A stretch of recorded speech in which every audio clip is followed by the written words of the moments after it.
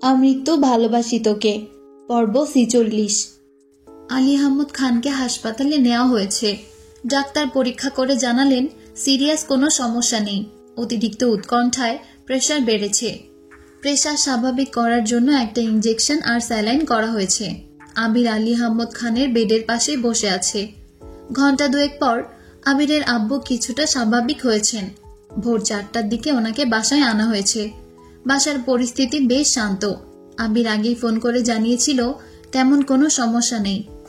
হালিমা খান, আকলিমা খান সোফায় বসে আছেন। মিম আদি ঘুমে, মালিহা খান ঘুমাচ্ছেন। মেঘ ওনার চুলে তেল দিয়ে মাসাজ করে দিচ্ছে।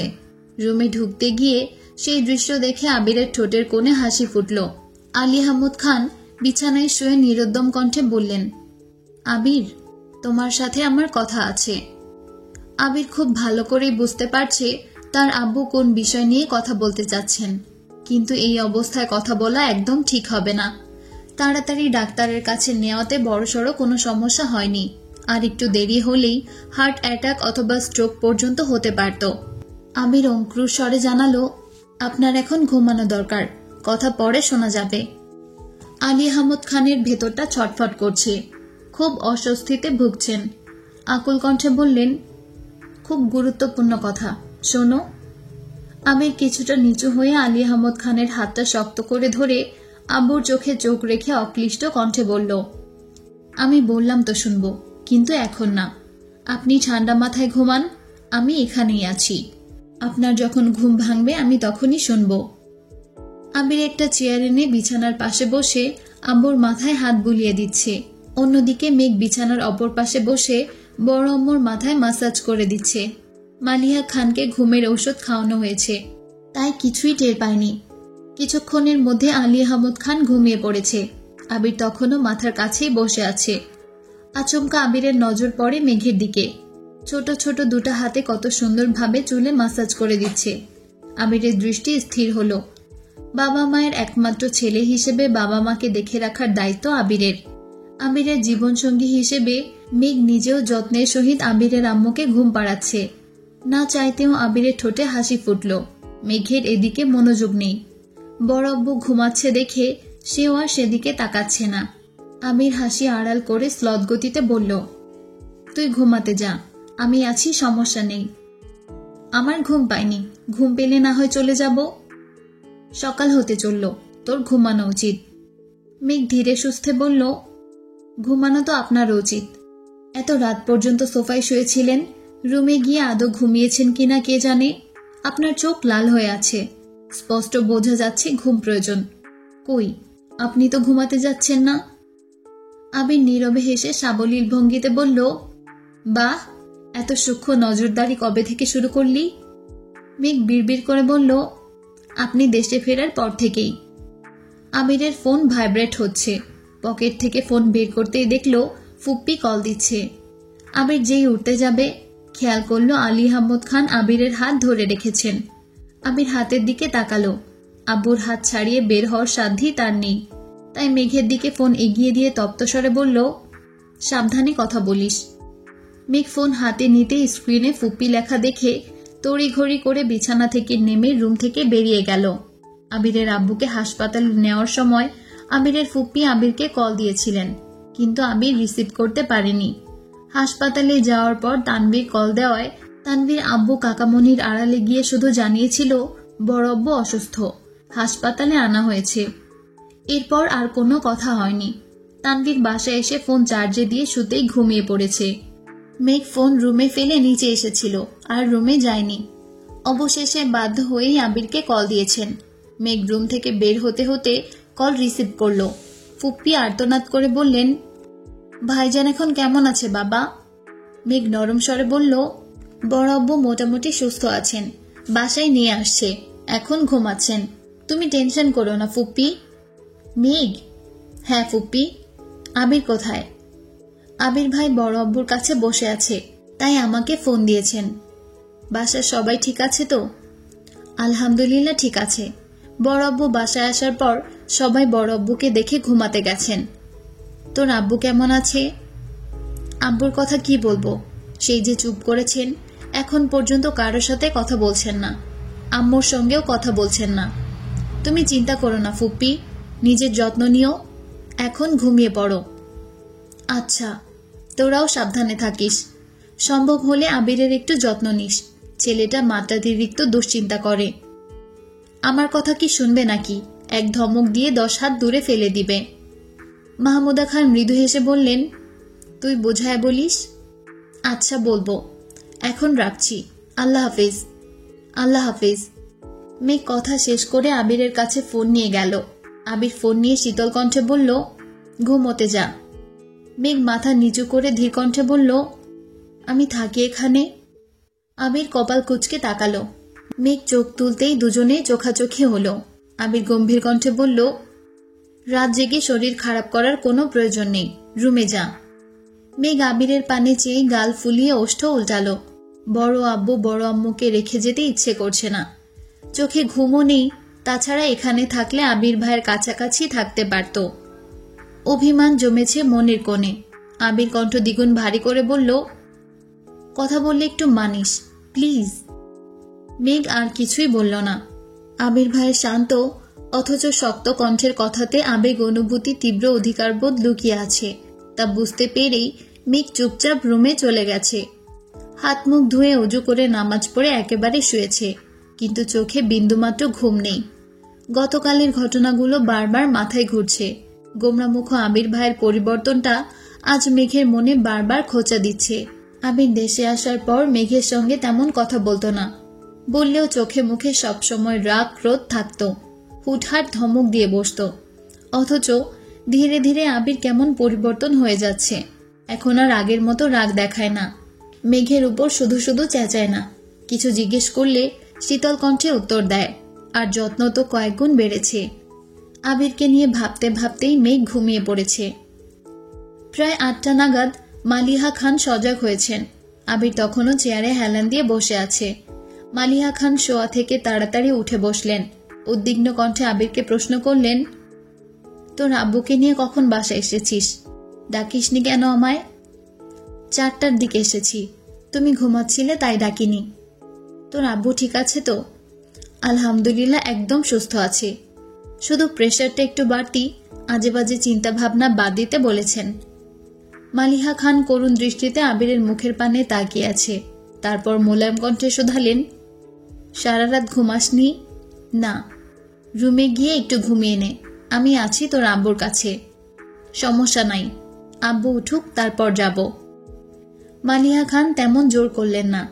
বাবার অসুস্থতায় ছেলে পাশে থাক, এটা সব মায়েরাই চাইবে।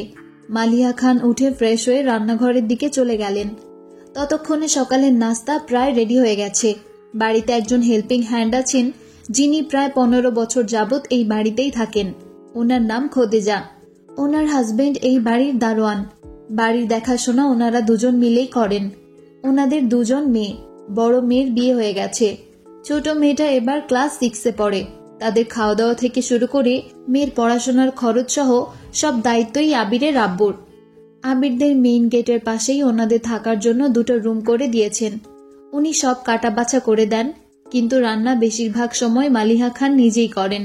মালিহা খানের রান্না ছাড়া আবিরের আব্বু খেতে পারেন না। অসুস্থতার কারণে সব রান্না করতে না পারলেও আলী আহমদ খানের জন্য অল্প স্বল্প রান্না মালিহা খানই করেন।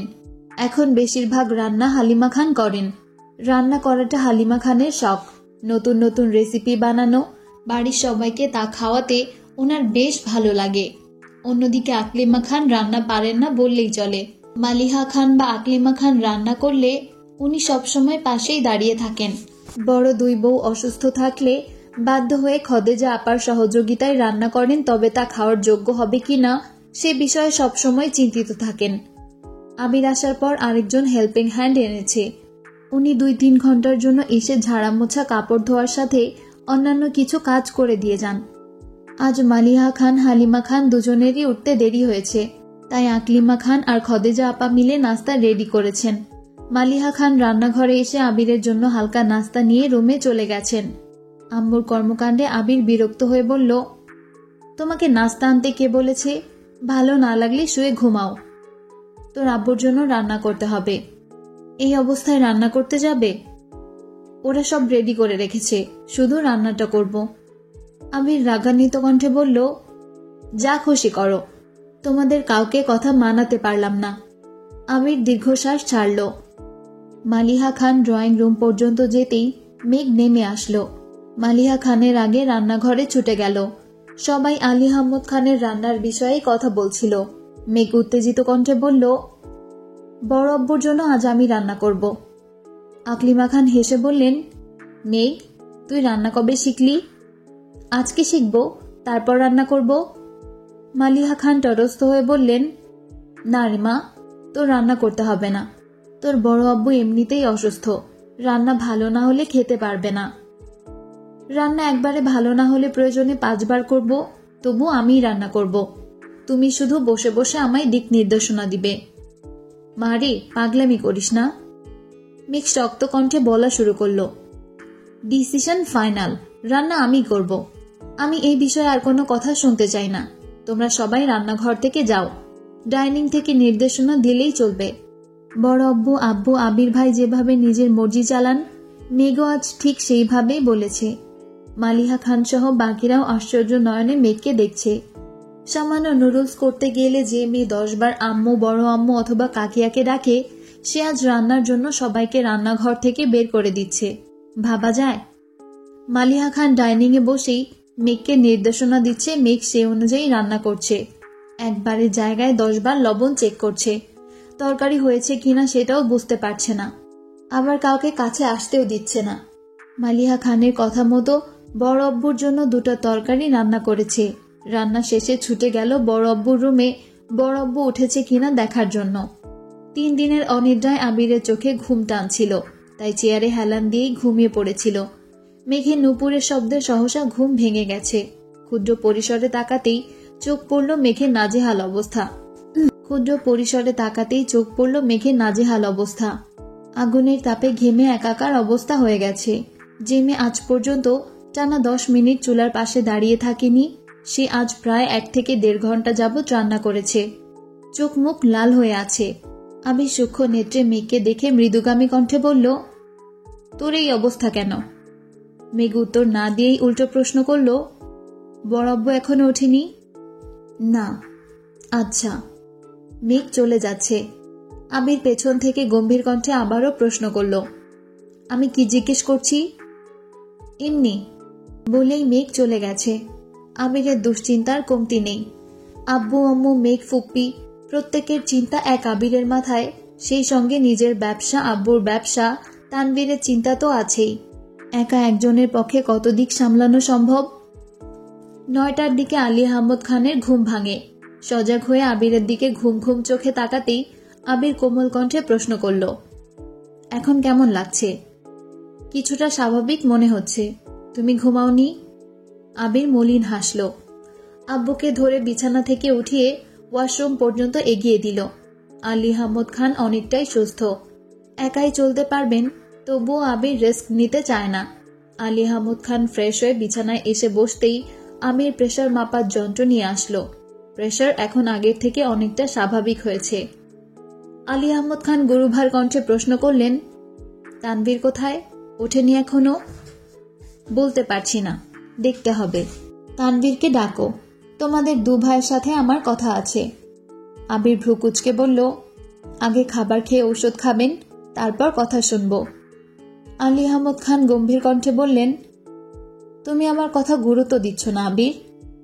আবির ঠোঁটে হালকা হাসি রেখে বলল, আপনার সুস্থতার থেকে আশা করি কথাটা বেশি গুরুত্বপূর্ণ না। আপনি সুস্থ থাকলে একটা কেন, 1,00,000 কোটি কথাও বলতে পারবেন। আলী আহমদ খান নিশ্চুপ। আবির রুম থেকেই উচ্চস্বরে বলল, আম্মু, আব্বুর জন্য খাবার পাঠাও। একটু পরই মেঘ খাবার নিয়ে রুমে ঢুকলো। আবির কপাল গুটিয়ে চেয়ে আছে। মেঘ ভাতের প্লেট রেখে আবারও ছুটল, একে একে সব নিয়ে এসেছে। মালিয়া খান রুমে এসে বিছানার পাশে বসে আবিরের আব্বুর সাথে কথা বলছে। এই সুযোগে আবির মেঘের দিকে তাকিয়ে ভ্রু নাচালো। মেঘ শুধু মুচকি হাসল। আবিরের মাথায় কিছুই ঢুকছে না। মালিহা খান এবারে খাবারের প্লেট এগিয়ে দিয়ে উদ্দীপ্ত স্বরে বলল, নিন, খেয়ে বলুন রান্না কেমন হয়েছে। আলী আহমদ খান অল্প খেয়ে কপাল খানিকটা কুঁচকালো। সে দৃশ্য দেখে ভয়ে মেঘের বুক কেঁপে উঠেছে। স্বয়ং আবির ভাই এখানে উপস্থিত। রান্না খারাপ হলে আজ খবরই আছে। আলী আহমদ খান আরেকটু খেয়ে হাসি মুখে বললেন, আজকের রান্নার স্বাদ তো অন্যরকম। এই রান্না তো তোমার না, কে রান্না করেছে? মালিহা খান চোখের ইশারায় মেঘকে দেখালো। আলী আহমদ খান অবাক চোখে মেঘের দিকে তাকালো। আলী আহমদ খানের থেকেও কয়েকগুণ বেশি অবাক হয়েছে আবির। বিপুল চোখে তাকিয়ে আছে মেঘের দিকে। মেঘ লজ্জায় মাথা নিচু করে রেখেছে। আলী আহমদ খান খেতে খেতে মেঘের প্রশংসায় পঞ্চমুখ। তা শুনে মেঘ লজ্জায় লাজুকতার ন্যায় নুয়ে পড়েছে। আবিরের বৃহৎ আখি যুগল মেঘেতে স্থির হয়ে আছে। মেঘ রান্না করেছে এটা আবিরের কাছে অবিশ্বাস্য ঘটনা। সহসা আবিরের মনে দুশ্চিন্তা হানা দিল। তীক্ষ্ণ দৃষ্টিতে মেঘকে আপাদমস্তক পরখ করতে লাগলো। রান্না করতে গিয়ে কোনো সমস্যা হয়েছে কিনা তাই দেখে নিল। আবিরের হৃদয় খুঁড়ে স্বস্তির নিঃশ্বাস বেরিয়ে আসলো। মনের ভেতর অন্যরকম ভালো লাগা কাজ করছে। প্রতিনিয়ত মেঘের বিস্ময়কর কর্মকাণ্ডে আবির অভিভূত হয়ে যাচ্ছে। মেঘের দায়িত্ববোধ, চলাফেরাতে আমূল পরিবর্তন, আচরণ কথাবার্তাতেও আকাশ পাতাল পার্থক্য। ছটফটে অল্প বয়স্ক মেয়েটা কদিনেই কেমন যেন দায়িত্বশীল মেয়ে হয়ে উঠেছে। কথায় পূর্ণ ম্যাচিউরিটি, হুটহাট রেগে যায় না। রাগলেও তা নিয়ন্ত্রণ করতে শিখে যাচ্ছে। আবিরের আব্বু আম্মুর প্রতি যত্ন দেখে আবির নবরূপে অষ্টাদশীর প্রেমে পড়ছে। আবির ভাবতেও পারছে না তার ছোট্ট চড়ুই পাখি এত দ্রুত বদলে যাবে। প্রেমিকা সুলভ আচরণের মেয়েটা দিনকে দিন বইয়ের ন্যায় আচরণ শুরু করেছে। অষ্টাদশীর উষ্ণ আওতায় আবিরের বক্ষ অনুষঙ্গে আন্দোলিত হয়। আলী আহমদ খানের খাওয়া প্রায় শেষের দিকে। আবির গলা খাখারি দিয়ে মেঘকে উদ্দেশ্য করে বলল, তানভীর উঠেছে কিনা দেখে আয়, উঠলে বলিস রুমে আসতে। মেঘ আচ্ছা বলে চলে গেছে। এর মধ্যে মোজাম্মেল খান রুমে এসেছে। ভোরবেলা একবার দরজা পর্যন্ত এসেছিল। বড় ভাই ভাবির রুম, তাই ভেতরে আসেনি। দরজার বাহির থেকেই আবিরের সঙ্গে কথা বলে চলে গিয়েছিল। মোজাম্মেল খান আসতেই আলী আহমদ খান শান্ত স্বরে বললেন, আয়, ভেতরে এসে বস। এরই মধ্যে তানভীর আসলো। খাবার শেষ হতেই মেঘ প্লেট নিয়ে চলে গেছে। আবির আব্বুকে ওষুধ এগিয়ে দিয়ে পুনরায় চেয়ারে বসেছে। তানভীর আবিরের পেছনে দাঁড়ানো। মালিহা খান আলী আহমদ খানের পাশেই বসা। মোজাম্মেল খান বিছানা থেকে কিছুটা দূরে চেয়ার নিয়ে বসেছেন। মেঘ দরজায় এসে দাঁড়িয়েছে। পরিবেশ কেমন যেন স্তব্ধ। আলী আহমদ খান হঠাৎই দীর্ঘশ্বাস ছেড়ে তপ্তস্বরে জিজ্ঞেস করলেন, গতকাল রমনা পার্কে মহিলাকে দেখেছিলে তোমরা? আবির তানভীর দুজনেই একসঙ্গে উপর নিচ মাথা নাড়ালো। আবির মৃদুস্বরে বলল, জি। আলী আহমদ খান ঢোক গিলে অনুষ্ণ স্বরে বললেন, উনি তোমাদের ফুপ্পি হয়, আমাদের একমাত্র বোন। আবির আর তানভীর দুজনেই নিরুদ্বেগ, কেউ কোনো কথা বলছে না। দরজার পাশে মেঘও নিশ্চুপে দাঁড়িয়ে আছে। আলী আহমদ খান একে একে সম্পূর্ণ ঘটনা খুলে বললেন। তানভীর আবির আগেই ফুপ্পির দিক থেকে ফুপ্পির সব ঘটনা শুনেছে, আর আজ আলী আহমদ খানের মুখ থেকে সব শুনছে। তারা আগে থেকেই ঘটনা জানে, এরকম কোনো রিয়াকশনই দেখায়নি, আবার কোনো প্রকার এক্সাইটমেন্টও প্রকাশ করেনি। আলী আহমদ খান ও মোজাম্মেল খানের বোনের প্রতি নিজের আবেগ অনুভূতি প্রকাশ করেছে। আলী আহমদ খান সর্বশেষে একটা কথাই বলেছেন, এই খানবাড়ি আমার অক্লান্ত পরিশ্রমে গড়ে উঠেছে। সে শুধু আমার বোনকে নেয়নি, আমার পরিবারের সুখ শান্তি কেড়ে নিয়েছে। আমি তাকে কোনোদিনও ক্ষমা করব না। আবির ভারী কণ্ঠে শুধালো, 28 বছরেও আপনার পরিবার সম্পূর্ণ হয়নি? আমরা কি তবে আপনার শান্তির কারণ নই? আবিরের মুখে এমন কথা শুনেই সকলেই আশ্চর্য নয়নে তাকিয়ে আছে। আবির এমন কথা বলার ছেলেই না। আলী আহমদ খান হেসে বললেন, তা কেন হবে? এখন তোমরাই আমার সব, তোমাদেরকে ঘিরেই আমার সব আশা ভরসা। তাহলে এত বছর আগের ক্ষোভ এখনো কেন পুষে রেখেছেন? আর আমাদেরকেই বা কেন বলছেন? সেই ক্ষোভ আমাদের মধ্যেও ঢোকাতে চাচ্ছেন? আলী আহমদ খান নিরুপায় হয়ে তাকিয়ে আছেন। কি বলবে কিছুই বুঝতে পারছে না। এত বছর পর বোনকে দেখাতে নিজের আবেগ অনুভূতির রাগ ক্ষোভ সব যেন একসাথে মিশে গেছে। মোজাম্মেল খান ধীর কণ্ঠে বললেন, তোমাদের একজন ফুপ্পি আছে, তা তোমাদের জানা দরকার, সেই জন্যই জানানো হয়েছে। আবির মৃদু হেসে বলল, আপনারা যদি নিজের ক্রোধ কমাতে না পারেন আর ওনাকে এই বাড়ির চৌকাঠ পেরুতেই না দেন, তবে আমাদের ফুপ্পি আছে কি নেই সেই কথা জেনে আমাদের কি কাজ? তানভীর সন্দিহান চোখে চেয়ে প্রশ্ন করল। ফুপ্পিকে কি এই বাড়িতে আনা যায় না? সেটা সময় বলে দিবে। আরও কিছুক্ষণ চলল একই কথোপকথন।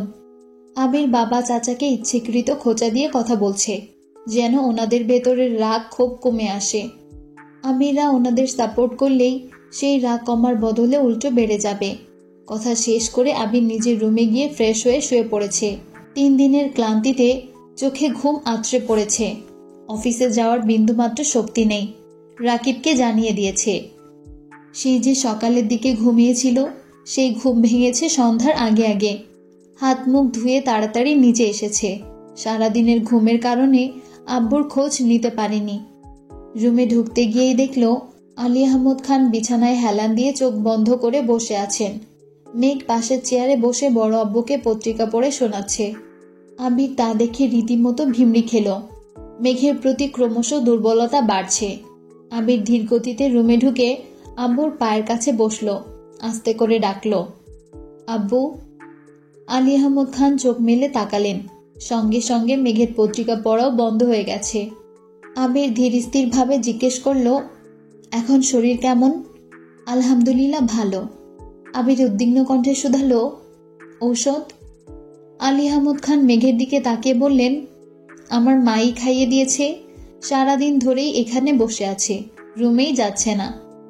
আবির কপাল কুঁচকে মনে মনে বিড়বিড় করে বলল, তোর ম্যাচিউরিটি আমাকে প্রতিনিয়ত উন্মাদ করে তুলছে। এত ম্যাচিউর হয়ে যাচ্ছিস কেন তুই? সম্পূর্ণাঙ্গ বউ তো আমি চাইনি। আমার উগ্র বদমেজাজি উশৃঙ্খল বউটাকে কি তবে হারিয়ে ফেলেছি? আলী আহমদ খান চোখ বন্ধ করে বসে আছেন। মেঘ 2-1 আবিরের দিকে তাকিয়ে আবারও পত্রিকা পড়া শুরু করলো। আবিরের শানিত দৃষ্টি যতবার নজরে পড়ছে, ততবারই মেঘের পড়া আটকে আসছে। ক্ষণে ক্ষণে আবিরের কুচকানো ভ্রুযুগল আরও কুচকে আসে। গভীর কোনো উদ্বেগ মস্তিষ্কে ঘুরপাক খাচ্ছে। আবির দীর্ঘ সময় স্থির দৃষ্টিতে তাকিয়ে রইল মেঘের অভিমুখে। আবিরের হিমায়িত দৃষ্টিতে অষ্টাদশী শান্ত হৃদয়ে আচমকা অশান্ত বাতাস বইতে শুরু করলো। পড়া থামিয়ে প্রখর নেত্রে তাকালো আবিরের দিকে।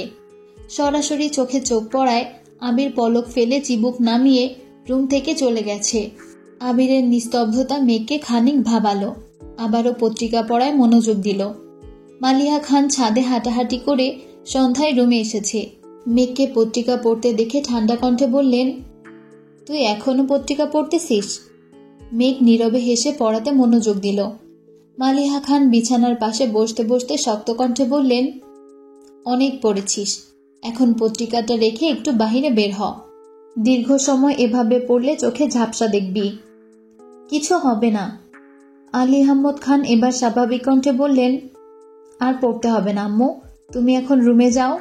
বড় আব্বুর মুখের উপর কথা বলা মেঘের পক্ষে সম্ভব না, তাই পত্রিকা ভাঁজ করে টেবিলের উপর রেখে রুম থেকে বেরিয়ে গেছে। সোফায় বসে হালিমা খান আর আকলিমা খান গল্প করছিলেন। মেঘ ওনাদের পাশে সোফায় হেলান দিয়ে বসেছে। হালিমা খান মেঘকে দেখে মৃদুগামী কণ্ঠে বললেন, তোর বড় আব্বু এখন কেমন আছে? আলহামদুলিল্লাহ ভালো। ঠোঁটে হাসি রেখে হালিমা খান বললেন, তোর রান্না খুব ভালো হয়েছে। বড় আব্বুর ওসিলায় আমার মেয়ে যে রান্না করেছে সেই অনেক। মেঘ প্রশ্ন করে, তুমি খেয়েছো? শুধু আমি কেন, তোর আব্বু, বড় আব্বু, কাকি আর তানভীর, আবির সহ সবাই টেস্ট করেছে। তোর প্রথম রান্না বলে কথা। আম্মুর কথা শুনে মেঘ চমকে ওঠে। সবাই মেঘের রান্না টেস্ট করেছে, এটা ভাবতেই মেঘের মন আনন্দে ভরে উঠেছে। অকস্মাৎ মেঘের ভ্রু কুঁচকে আসে। মেঘ উতলা হয়ে শুধালো, আবির ভাইও টেস্ট করেছেন? হ্যাঁ, আবির সবার আগে টেস্ট করেছে। আবির ভাই না সারাদিন ঘুমাইছে, আমার রান্না কখন টেস্ট করলো? সকালে টেস্ট করে তারপরেই ঘুমোতে গেছে। তোর রান্নার তারিফ করছিল। আবির ভাই নিজে থেকে আমার রান্নার প্রশংসা করেছেন? আকলিমা খান ঠোঁট বেঁকিয়ে মৃদু স্বরে বললেন, আবির কি সহজে কিছু বলে নাকি? বারবার জিজ্ঞেস করতেছিলাম, তাই বাধ্য হয়ে বলেছে খুব ভালো হয়েছে। মেঘ মৃদু হাসল। এর মধ্যে হালিমা খান বলে উঠলেন, তোর বড় আম্মু কিন্তু সারাদিন যাবতই তোর প্রশংসা করেছে। কম করে হলেও 15 থেকে 20 বার বলেছে তুই বড় হয়ে গেছিস, বিয়ের বয়স হয়ে গেছে, তোকে নাকি বিয়ে দিতে হবে। মেঘ মনে মনে বিড়বিড় করে বলছে, বড় আম্মু আমাকে বড় ভাবলে কি হবে? ওনার ছেলের চোখে তো আমি পিপিলিকার মতো। ওনার নজরে আমি পড়িই না। আকলিমা খান উপরে বেলকনির দিকে তাকিয়ে হঠাৎ উদ্বিগ্ন কণ্ঠে বললেন, আমির উঠেছে দেখলাম, কফি খাবে কি না করে দিব?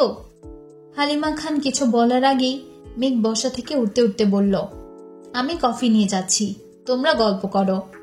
আকলিমা খান আর হালিমা খান দুইজনেই আশ্চর্য নয়নে তাকিয়ে আছে। মেঘ সেসবে পাত্তা না দিয়ে রান্নাঘরে গেল কফি করার জন্য। দুই যা নিষ্পলক তাকিয়ে আছে মেঘের দিকে। মেঘ খুব সাবধানতার সহিত আবিরের জন্য কফি বানিয়ে নিজেই নিয়ে যাচ্ছে। কফি হাতে আবিরের রুমে ঢুকলো। আবির কোথাও নেই। টেবিলের ওপর কফির কাপ রেখে সম্পূর্ণ রুমে চোখ বোলালো। আবির কোথাও নেই। হঠাৎ বারান্দার কথা মনে হতেই এগিয়ে গেল সেদিকে।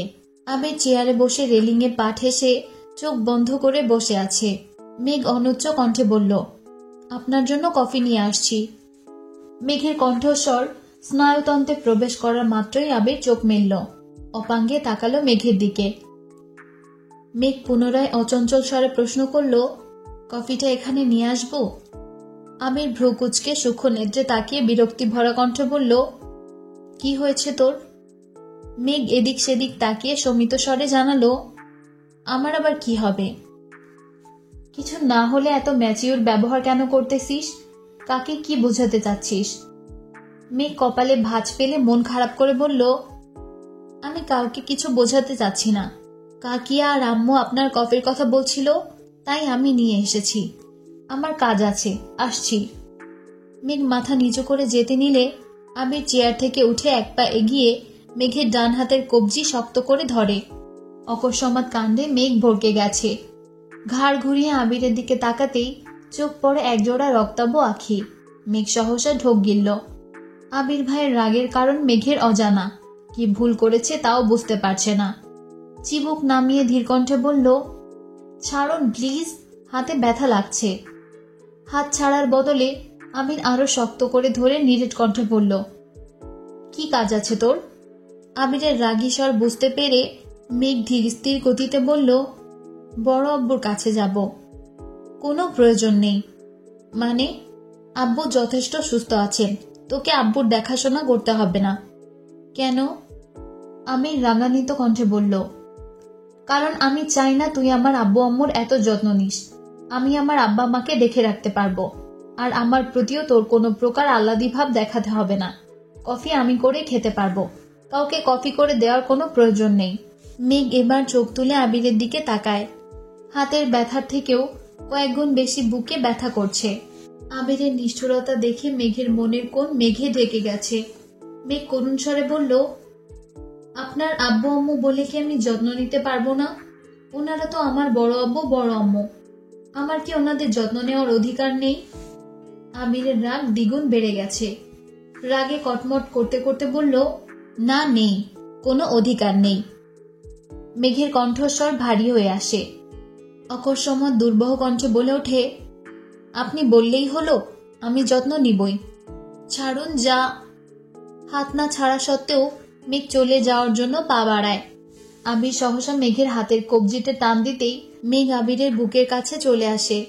আবির সঙ্গে সঙ্গে ঘুরিয়ে মেঘকে বারান্দার দেয়ালের সঙ্গে চেপে ধরে। মেঘ স্থির হতে পারছে না, মাথা ঘুরছে। আবির আরেক হাতে মেঘের নামানো চিবুক উপরে ওঠায়। আবির তখনও অগ্নির দৃষ্টিতে তাকিয়ে আছে।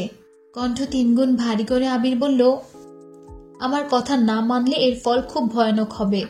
তুই যদি ভেবে থাকিস তুই সব বিষয়ে ছাড় পেয়ে যাবি, তাহলে তুই ভুল ভাবছিস। মেঘ শীতল চোখে তাকিয়ে বিড়বিড় করে বলল, আপনি এত নিষ্ঠুর কেন? নিষ্ঠুর পৃথিবীতে প্রতিটা মানুষকেই প্রয়োজনে নিষ্ঠুর হতে হয়। মেঘ তপ্তস্বরে বলল, বড় আব্বু বা বড় আম্মুকে কেন যত্ন নিতে পারবো না? এটার একটা কারণ বলুন। আবির গম্ভীর কণ্ঠে জানালো, আমার আব্বু আম্মুর ব্যাপারে আমি কি সিদ্ধান্ত নিব তার কারণ তোকে বলতে হবে? আমার বাবা মাকে আমি যেভাবে খুশি দেখে রাখবো। একা না পারলে কয়েকজন নার্স নিয়োগ করব। তবুও তোকে যেন ওনাদের আশেপাশে সর্বক্ষণ ঘুরঘুর করতে না দেখি। মেঘ আঁকপাঁচ না ভেবেই বলে উঠল, আমি কি আপনাদের খুব বিরক্ত করি? হ্যাঁ, অনেক বিরক্ত করিস। এই যে এখন করছিস। মেঘের চোখ টলমল করছে। হৃদয় খুঁড়ে দীর্ঘশ্বাস বেরিয়ে আসে। মেঘ কাঁদো কাঁদো কণ্ঠে বলল, ঠিক আছে, আজকের পর আমি আপনাদের কারো জীবনে বিরক্তির কারণ হব না। আবির ঠাস করে মেঘের হাত ছেড়ে গজগজ করতে করতে বলল, বেশি বুঝলে এমনই হবে। মেঘ ছলছল নয়নে কিছুক্ষণ নিজের হাতের দিকে তাকিয়ে থেকে মাথা নিচু করে চলে গেছে। আবির ধপ করে চেয়ারে বসে পড়েছে, চোখ বন্ধ করে দুহাতে মাথা চেপে ধরেছে। মেঘের সঙ্গে রাগ দেখাতে বড্ড কষ্ট হয়, কিন্তু মেঘের এই ম্যাচিউরিটি আচরণে আবির আতঙ্কে আছে। অষ্টাদশীর পরিপক্কতা দেখে বাড়ির মানুষ কোনোভাবে যদি মেঘের জন্য সম্বন্ধ দেখা শুরু করে, তখন আবির কি করবে? কিভাবে আটকাবে আব্বু চাচুকে? মেঘ অবুজের মতো বড় আব্বুর যত্ন করছে, কিন্তু তারা এটাকে তো সেভাবে নিবে না। হুট করে এমন কোনো ঘটনা ঘটলে আবির সম্পূর্ণ চূর্ণ বিচূর্ণ হয়ে যাবে। আব্বু চাচুর সামনে দাঁড়ানোর মতো মিনিমাম যোগ্যতাও তার হয়নি। এজন্য আবির সর্বক্ষণ চায় মেঘ সবার চোখে পিচ্চি থাকুক, মেঘের বাচ্চা মেয়েতে মেতে থাকুক এই বাড়ি। খুনাক্ষরেও কারো চোখে যেন মেঘের ম্যাচুরিটি না পড়ে। আবির তার সুপ্ত অনুভূতি চেপে মেঘকে যা তা বলেছে। মেঘ কষ্ট পাবে, এটা খুব স্বাভাবিক, কিন্তু মেঘের জন্য অন্য ছেলে দেখা হলে আবির মেঘ দুজনেই কষ্ট পাবে। তখন সেই কষ্টের মাত্রা বর্তমান থেকেও কয়েক গুণ বেশি হবে। আমির বেলকুনিতে প্রায় 2 ঘন্টা বসে রইল। মেঘের আনা কফি টেবিলেই ঠান্ডা হয়েছে। ঘন্টা 2 পর আবির এসে কিছুক্ষণ কথা বলে আবার বেরিয়ে গেছে। আবিরের আচরণে মেঘ অনেক বেশি কষ্ট পেয়েছে, যার বহিঃপ্রকাশ ঘটেছে মেঘের রুমে। রাগে ঘরের প্রতিটা জিনিস এলোমেলো করে বিছানায় উপুড় হয়ে শুয়ে আছে। বারবার কানে বাজছে, আমার কথা না মানলে এর ফলাফল খুব ভয়ানক হবে। বড় আব্বুর উপর তোর কোনো অধিকার নেই। মেঘ যখনই ভাবে আবিরের কাছাকাছি আসবে, আবিরকে নিজের মনের কথা বলবে, আবিরের অনুভূতি বুঝবে, তখনই আবির মেঘকে দূর দূর করে তাড়িয়ে দেয়। দীর্ঘ চেষ্টায় দূরত্ব খানিকটা হ্রাস হয় কিনা, আবির আবারও দূরত্ব বাড়িয়ে নিজের হাতেই সেখানে দেয়াল তুলে দেয়। অষ্টাদশীর অবুঝ মনে আবিরের কর্মকাণ্ড ক্রমে ক্রমে দাগ কেটে যাচ্ছে। ভালোবাসার অনুভূতিগুলো কেমন জানি ছন্নছাড়া হয়ে যাচ্ছে। বেশ কিছুক্ষণ পর মেঘের ফোনে কল বাজতেছে। কয়েকবার রিং হওয়ার পর মেঘ হাত বাড়িয়ে ফোনটা কাছে এনে দেখে বন্যা কল দিচ্ছে। 2 দিন যাবৎ বন্যা কল দিয়েই যাচ্ছে, কিন্তু মেঘ রিসিভ করছে না। ইচ্ছে না থাকা সত্ত্বেও মেঘ কল রিসিভ করলো। কল রিসিভ হওয়া মাত্রই ওপাশ থেকে বন্যা বলে উঠল, কি রে, কি হয়েছে তোর? কোন দুনিয়ায় হারাইছিলি? মেঘ শ্বাস ছেড়ে গম্ভীর কণ্ঠে উত্তর দিল, হারাতে পারলে বোধহয় ভালো হতো। কেন, কি হয়েছে? কিছু না, বাদ দে। ইচ্ছে করে বন্যাকে কিছু বলেনি। 2 দিন পর পর আবির ভাইয়ের আচরণে মেঘ নিজেই কনফিউশনে পড়ে যায়। সেখানে বন্যা তো আবির ভাইকে সামনাসামনি দেখেই না, আচরণ কিভাবে বুঝবে? বন্যা চিন্তিত কণ্ঠে প্রশ্ন করল, তোদের বাসায় কি সমস্যা রে? তোকে কে বলেছে? তানভীর ভাই। মেঘ একে একে সব ঘটনা বিস্তারিত বলেছে। খুব প্রয়োজনীয় কথা ব্যতীত মেঘ পারিবারিক ঝামেলা বন্যাকে খুব একটা শেয়ার করে না, তবে মানসিক পীড়ন সহ্য করতে না পেরে এখন কম বেশি শেয়ার করে। মনের ভেতর কত কথা জমিয়ে রাখা সম্ভব? বন্যা মনোযোগের সহিত সব ঘটনা শুনেছে। এখানে বন্যার কিছুই বলার নেই, এমনকি মেঘকে সান্ত্বনা দেওয়ার কোনো ভাষাও নেই। ঘণ্টা খানেক 2 বান্ধবীর কথোপকথন চলেছে। তারপর ফোন রেখে মেঘ ঘুমিয়ে পড়েছে। 2-3 দিন কেটে গেছে। মেঘ আর আগের মতো বড় আব্বু আম্মুর কাছে যায় না, ওনাদের সঙ্গে কথাও বলে না। ভুলেও আবিরের মুখোমুখি হয় না। ক্লাসের সময় ক্লাসে যায়, চুপচাপ ক্লাস করে বাসায় চলে আসে। বাকি সময় দরজা বন্ধ করে রুমে শুয়ে থাকে, না হয় বই নিয়ে বেলকুনিতে বসে থাকে। গুনে গুনে দিন কাটাচ্ছে। এই বাসায় থাকতেও এখন মেঘের দম বন্ধ হয়ে আসছে। চুপি চুপি গিয়ে বড় আম্মু আব্বুকে দেখে আসে, ওনাদের সঙ্গে কথা বলতে না। এদিকে মিম আদির সঙ্গেও কথা বলতে ইচ্ছে করে না, ফোন চাপতেও ভালো লাগে না। মন খারাপ থাকলে যেমন সবকিছুই অসহ্য লাগে, মেঘের অবস্থাও এখন তেমন। রাতের বেলা মোজাম্মেল খান বাসায় ফেরার কিছুক্ষণ পরই মেঘ আব্বুর রুমের সামনে হাজির হলো। অনুমতি নিয়ে রুমে প্রবেশ করল।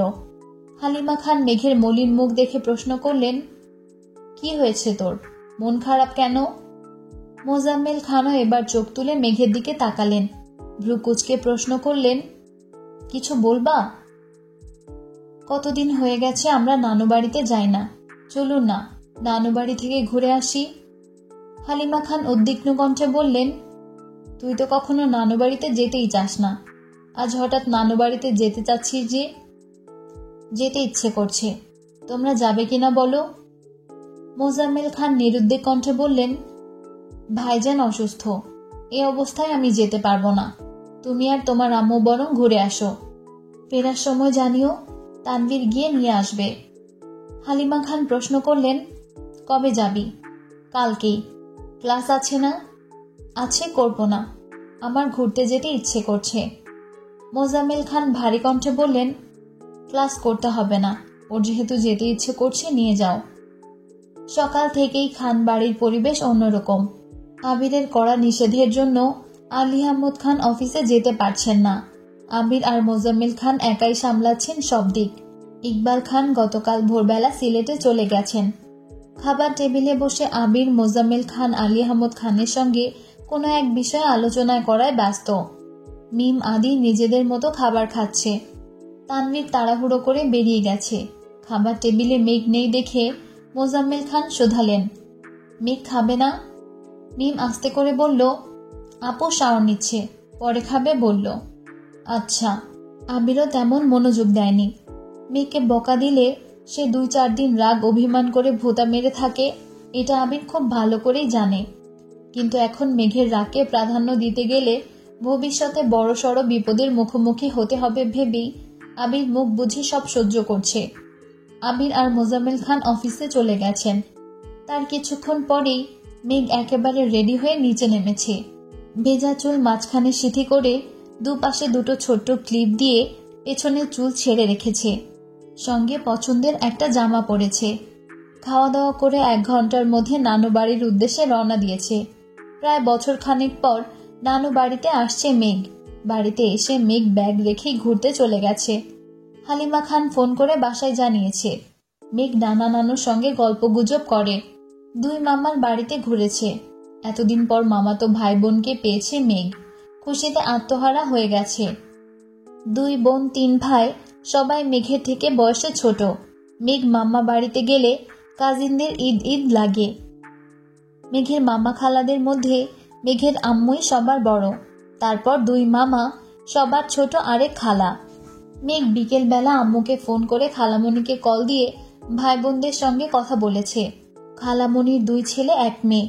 বড় মেয়েটা মেঘের প্রায় সমবয়সী, এখন ইন্টারমিডিয়েটে পড়তেছে। ছোট মেয়ে ক্লাস 6-এ পড়ে। ছেলেটার বয়স সবে 5 বছর। মেঘ যতবারই নানু বাড়িতে আসে ততবারই খালামণিকে আসতে হয়। সারাদিন হই হুল্লোড়ে থেকে মেঘ বাসায় আসার কথা প্রায় ভুলে গেছে। এদিকে আবির সন্ধ্যার কিছুক্ষণ পরেই বাসায় এসেছে। গেটের বাহির থেকে মেঘের বেলকনির দিকে তাকিয়েছে।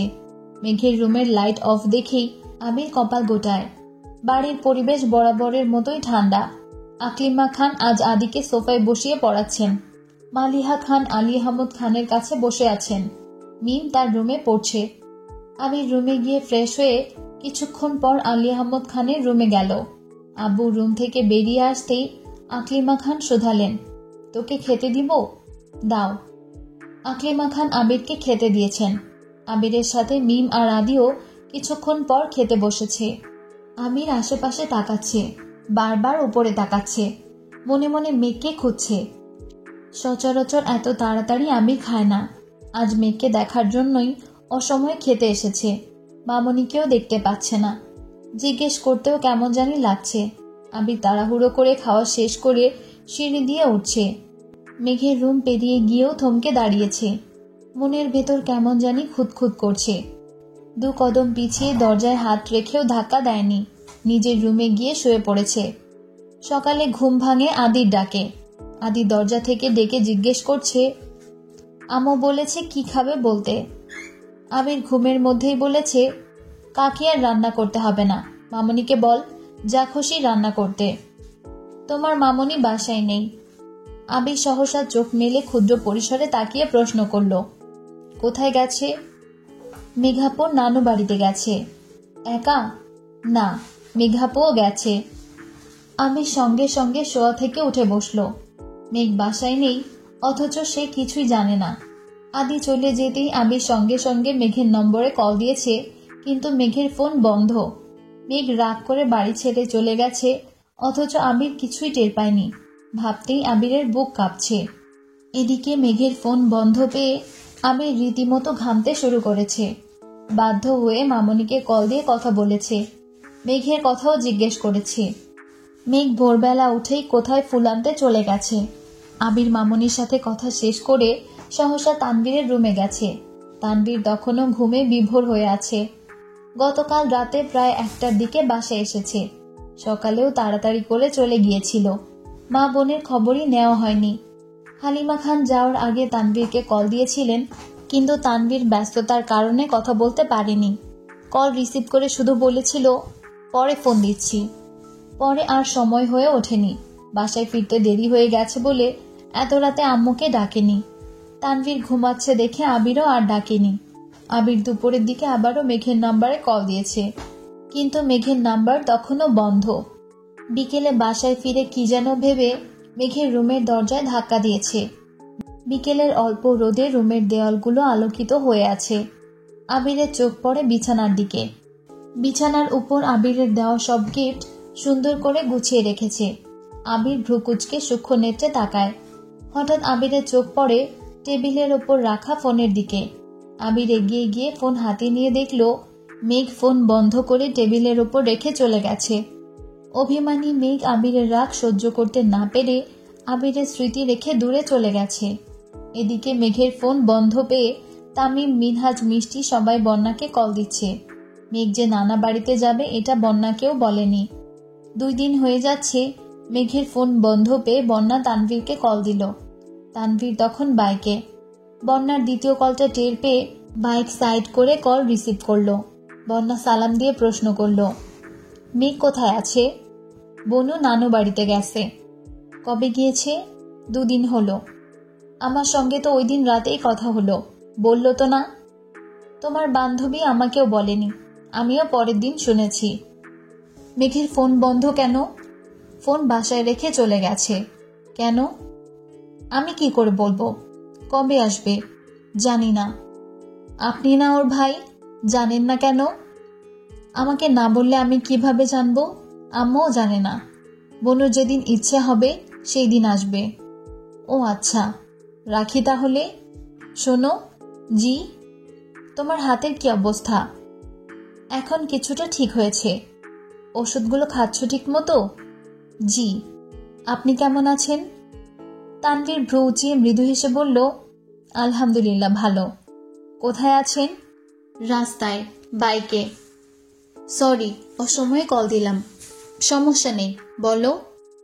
আর কিছু বলবো না, রাখি এখন। আচ্ছা, কি আর করা।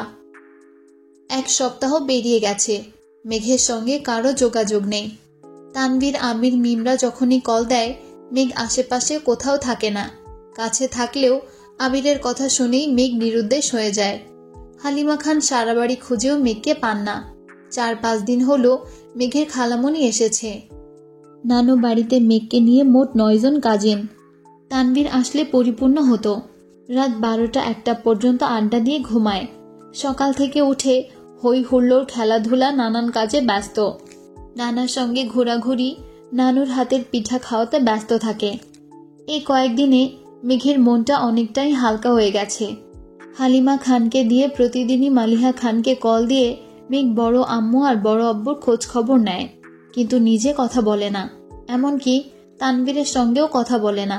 মেঘের সঙ্গে কথা বলতে না পেরে এদিকে আবিরের মাথা নষ্ট হয়ে যাচ্ছে। প্রতিদিনই মামুনিকে কল দেয়, কিন্তু মেঘকে একবারও কাছে পায় না। আজ ইচ্ছে করে আবির রাত 11টায় কল দিয়েছে। প্রথম, দ্বিতীয়, তৃতীয়বার কল দেওয়ার পর অবশেষে কল রিসিভ হলো, কিন্তু কোনো কথা বলছে না।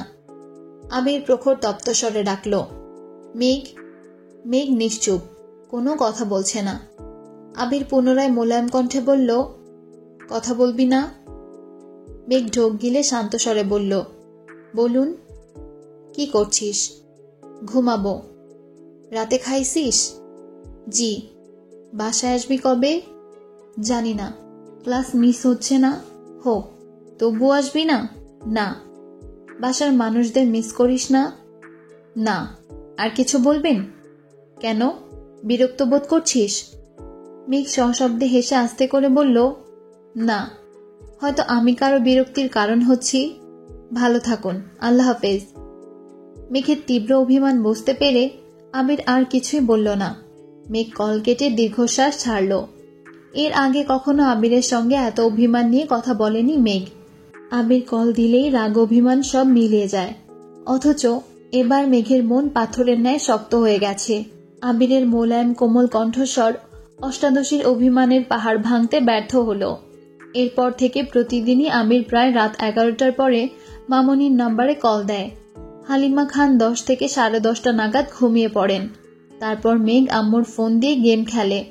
আবিরের কল কাটার সাধ্য হয় না বলেই বাধ্য হয়ে রিসিভ করে। প্রতিদিনই দু একটা কথা বলে মেঘ কল কেটে দেয়। আজ শুক্রবার। গত রাতে মেঘের সঙ্গে কথা বলেই আবির ঘুমিয়েছে। 10টা বাজে, এখনো আবির ঘুমোচ্ছে। মামনির নম্বর থেকে কল আসতেই আবির ঘুমের মধ্যে কল রিসিভ করল। ঘুমন্ত অবস্থায় বলল, মামনি। না, আমি মেঘ। ম্যাম, বলুন। ঘুমাচ্ছেন? পরে কল দিব? বলুন, আমার ঘুম শেষ। মেঘ মলিন হেসে বলল, ভাইয়াকে কল দিচ্ছি, ভাইয়া কল ধরছে না। কেন, কোনো দরকার? নানুমণি ভাইয়াকে আসতে বলতেছে, আর আমরাও চলে যাব আজ। আচ্ছা, আমি তানভীরকে বলে দিব। আর একটা কথা। বলুন। আম্মু বলতেছিল ভাইয়ার সঙ্গে আপনাকেও আসার জন্য। মামনি বলছে? তার মানে আপনি চান না আমি আসি? আপনার ইচ্ছে হলে, সুযোগ থাকলে আসবেন। আমি কাউকে জোর করে তার বিরক্তির কারণ হতে চাই না। রাখছি। আমির মুচকি হেসে তাড়াতাড়ি উঠে তানভীরের রুমে চলে গেল। তানভীর সকালে খেয়ে আবার শুয়েছে। আবির তপ্তস্বরে ডাকল, তানভীর ওঠ। আবিরের কণ্ঠস্বর শোনা মাত্র তানভীর হকচকিয়ে উঠল। গলা খাকারি দিয়ে প্রশ্ন করল, কি হলো ভাইয়া? আবির মুচকি হেসে বলল, বউ কল দিছে, তাকে আনতে যেতে হবে, তাড়াতাড়ি রেডি হ। বাপরে বাপ, এত খুশি? বউটাকে কতদিন ধরে দেখি না, বুকের ভেতর শূন্যতা অনুভব করছি, তুই বুঝবি না। আহা গো, ভণ্ডামি না করে তাড়াতাড়ি উঠে রেডি হ। তানভীর রেডি হতে হতে আম্মুকে কল দিয়েছে, গাড়ি নিয়ে বাড়ি পর্যন্ত যাওয়া যাবে কিনা এটা জানার জন্য। মেঘদের নানুর বাড়ির এদিকে রাস্তা করতেছে, গাড়ি বাড়ি পর্যন্ত যাবে না। যাওয়ার দিনে অনেকটা পথ হেঁটে যেতে হয়েছে, এজন্য তানভীর আর আবির বাইক নিয়ে বেরিয়েছে। আবির আজ সাদা পাঞ্জাবি পরেছে আর তানভীর ধূসর রঙের। পাশাপাশি দুই ভাই বাইক চালিয়ে যাচ্ছে। আবির হঠাৎই ডাকল, ভাইয়া। বল। একটা গান গাই? তোর মন চাইলে গা, আমায় বলছিস কেন? এই গানটা শুধু তোমার জন্য, তুমি রাজি থাকলে শুরু করব। গাইবো? গা। তানভীর গলা খাকারি দিয়ে গাইতে শুরু করল, এসেছি তোকে নিয়ে ফিরবো বলে, মনেরই পথ চিনে আয়না চলে। তোর ছেড়ে জট বুকে ছাড়ে না, পারছে তোকে ছাড়া নারে না।